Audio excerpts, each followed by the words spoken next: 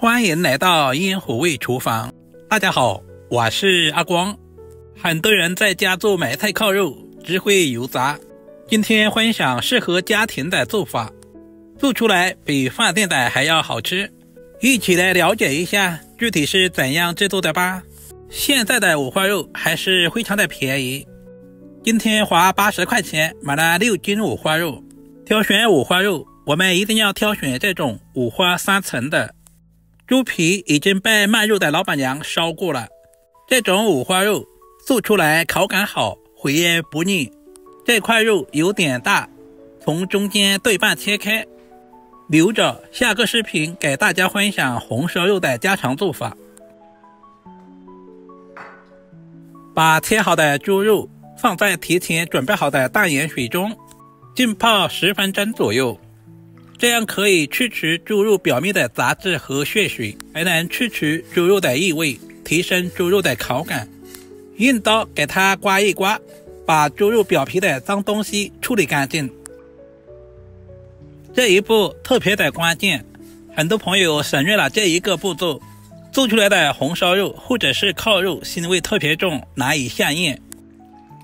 刮洗乾淨之後，放在乾淨的清水中再次淘洗2遍，直到把水洗至很清澈。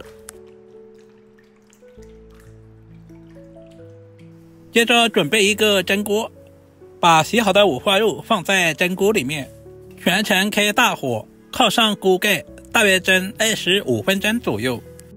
烤肉要想回味不膩，我們要加入一些梅乾菜，超市和網上都有售賣。準備一包200克左右的梅乾菜，放在大一點的碗中，加入多一點的清水，浸泡10分鐘左右。大約10分鐘左右，現在的梅乾菜也已經完全的浸泡好了，加入多一點的清水，都淘洗2遍。今天的梅乾菜特別的乾淨，清洗完第1遍之後，我們要多淘洗2遍，然後再用力控乾水分，放在碗中備用。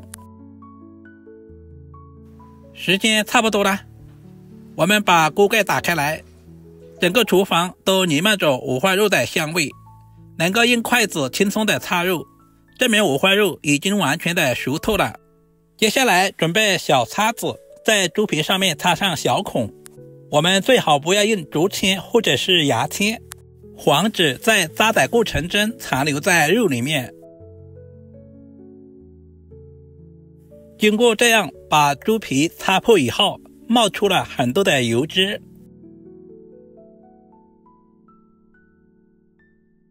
準備廚房紙巾，把油脂吸乾淨，這樣在食用的過程中就不會感到油膩。接下來加入大半勺的食鹽，然後下手塗抹均勻。加入食鹽，這樣可以使豬皮更容易起虎皮。接着加入小半勺的紅燒醬油上色，再次下手涂抹均勻。醬油也不需要太多，不然的話炸出來會發黑。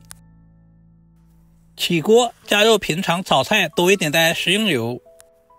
接下來把涂抹醬油的五花肉直接放在鍋中，為了防止鍋中的油會濺到自己，一定要靠上鍋蓋，全程開小火，大約煎1分鐘左右。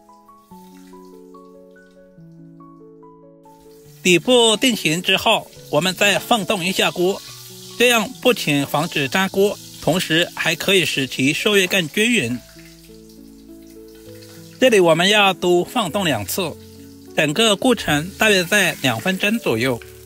小心的把鍋蓋打開來，把五花肉皮煎制成視頻中這樣表面金黃就差不多了。五花肉的表皮酥脆酥脆的。把煎好的五花肉放在蒸烤肉的湯汁裡面，用溫水浸泡一下，這樣更容易起虎皮。時間差不多了，拿出來看一下，炸出來的虎皮呈金黃色，看起來特別的漂亮。接下來簡單的把五花肉給下刀。五花肉的厚薄也是根據個人的喜好，五花肉在蒸制的過程中會縮小，所以我們可以稍微的切厚一些。大口吃肉，大烤喝酒，這樣才過癮。不管耗薄，我們一定要切均勻一些，這樣使其在後續的烹飪過程中成熟度一致。在我們湖南一帶，不管是逢年過節還是宴請賓客，烤肉都是必不可少的。全部切成視頻中這樣放在大一點的碗中。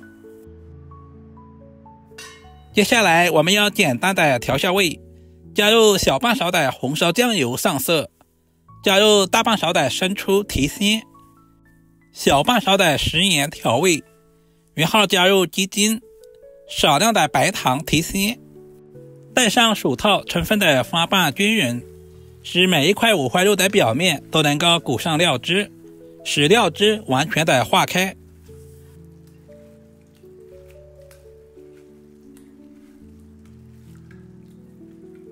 因為今天的烤肉切得比較厚，所以我们在翻拌的過程中盡量的多翻拌一會兒，使調味料充分的分布均勻。翻拌成視頻中這樣就差不多了，放在一旁醃製20分鐘左右，使其充分的入味。利用這段時間，起鍋不要放油，把梅乾菜直接倒在鍋中。因為我家小孩特別喜歡吃，所以把梅乾菜剁小了一些。我們要把梅乾菜表面的水分炒乾，這樣才能夠激發出香味，這一步特別的關鍵。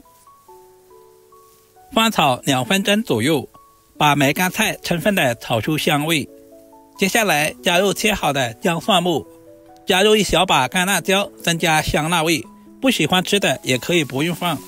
加入少許的食用油，快速的翻炒均勻，把梅乾菜以及輔料炒出香味。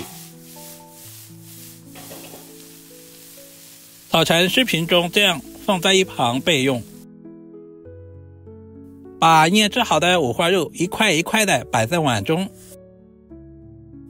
盡可能的擺整齊一些，這樣做出的成品會更加的美觀。旁邊也要放上2塊，用手按壓一下。醃肉的料汁也不要浪費了，直接倒在碗中。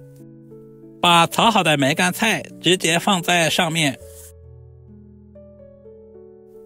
準備筷子，稍微的整理一下，整理平整。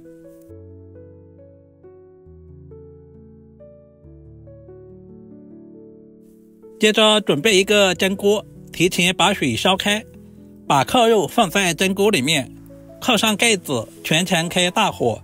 大約蒸1個小時左右。如果家裡有高壓鍋，直接用高壓鍋上氣20分鐘就可以。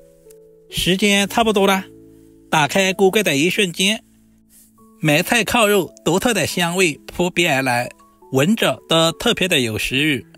接着準備一個大一點的盤子靠在上面，然後再倒靠過來。